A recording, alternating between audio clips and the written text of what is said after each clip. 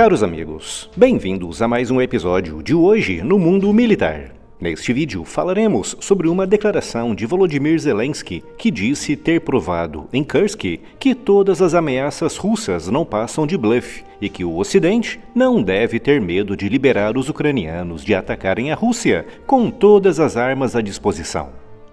Quando Vladimir Putin invadiu a Ucrânia em 24 de fevereiro de 2022, o seu objetivo era bem claro: demonstrar uma descomunal força ofensiva representada por centenas de mísseis balísticos e de cruzeiro, atingindo e destruindo bases aéreas, radares e centros ucranianos de comando e de comunicação, e, principalmente, por uma força estimada em quase 200 mil soldados atacando em simultâneo a partir do norte, Nordeste, Leste e Sul.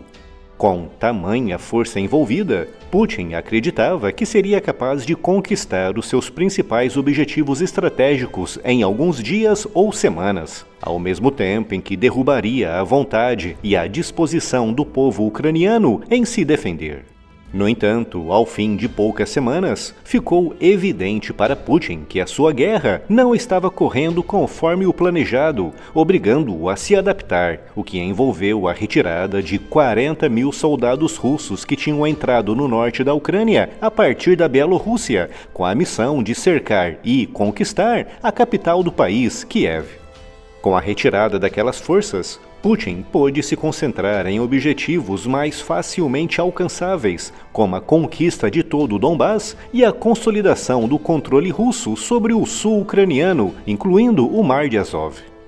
Em abril de 2022, com a guerra no seu segundo mês, os aliados ocidentais, liderados pelos Estados Unidos e Reino Unido, entraram com força total no apoio defensivo à Ucrânia, principalmente através do fornecimento de armas portáteis antitanque, essenciais para segurar a gigantesca frota russa de blindados que Putin estava lançando para a guerra.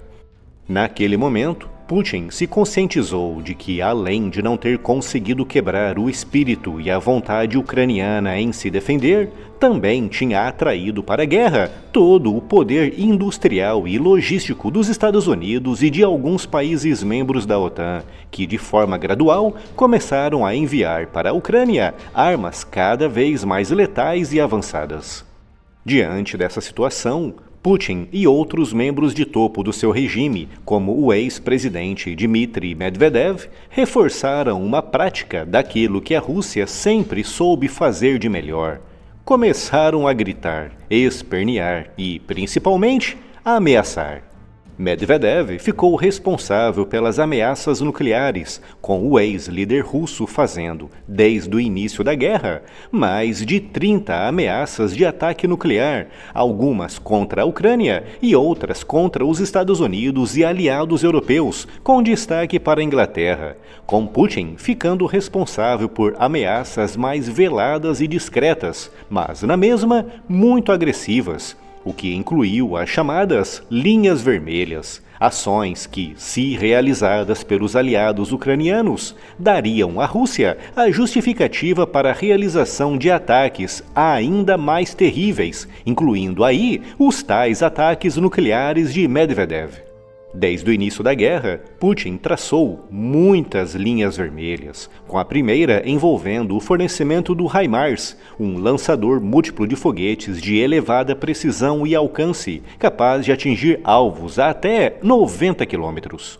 O fornecimento desse tipo de arma para a Ucrânia, que começou a ser feito logo em junho e julho de 2022, foi recebido com fúria pela Rússia, que acusou o Ocidente de cruzar uma perigosa linha vermelha. No entanto, como sabemos, os russos seguiram com a sua invasão habitual.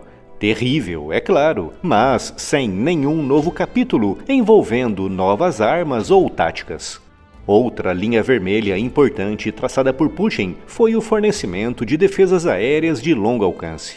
No início da guerra, os aliados ucranianos se limitaram a enviar defesas aéreas de ponto, como os Manpads, lançadores individuais muito letais contra pequenas aeronaves como helicópteros e aviões de ataque ao solo, mas inúteis contra bombardeiros, mísseis balísticos e aviões voando a muito elevada altitude.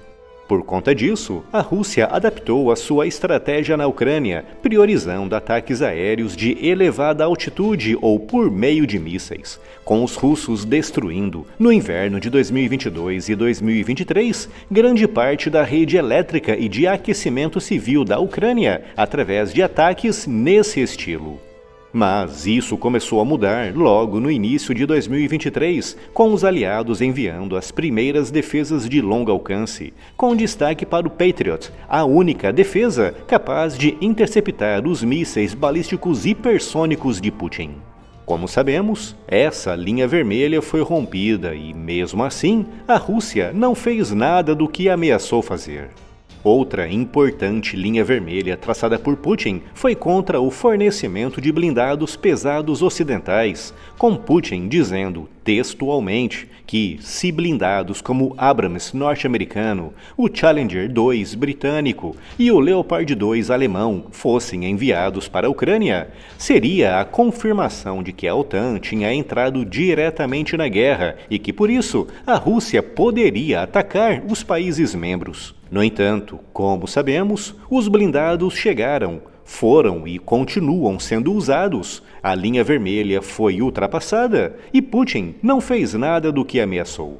Outra linha vermelha que é muito importante destacar envolve a realização de ataques contra a Crimeia. Segundo o Kremlin, a Crimeia, invadida e ilegalmente anexada em 2014, é um território russo pleno e, por isso, qualquer ataque contra esse território será visto como um ataque direto contra a Rússia, dando aos russos o direito de responder com ainda mais força e letalidade. No entanto, como sabemos, a Crimeia e a importante ponte que a liga à Rússia foram e continuam sendo atacadas. A ponte da Crimeia chegou a ser parcialmente destruída, ficando encerrada ao tráfego rodo e ferroviário por vários meses. E até mesmo a sede da importante frota russa do Mar Negro foi destruída em um ataque de precisão com mísseis ocidentais de longo alcance. Mas, mesmo assim, a Rússia não fez nada daquilo que ameaçou fazer. E por fim, não podemos nos esquecer da linha vermelha traçada por Putin com relação ao fornecimento de aviões de caça. Segundo o Kremlin, se aviões de caça como o F-16 forem usados pela Ucrânia, será mais uma prova de participação direta do Ocidente naquela guerra, o que daria à Rússia o direito de atacar diretamente os países que estão fornecendo esses caças. No entanto, como sabemos, os caças F-16 já estão voando e já estão participando de operações ofensivas na Ucrânia, mas a Rússia não fez nada daquilo que ameaçou fazer.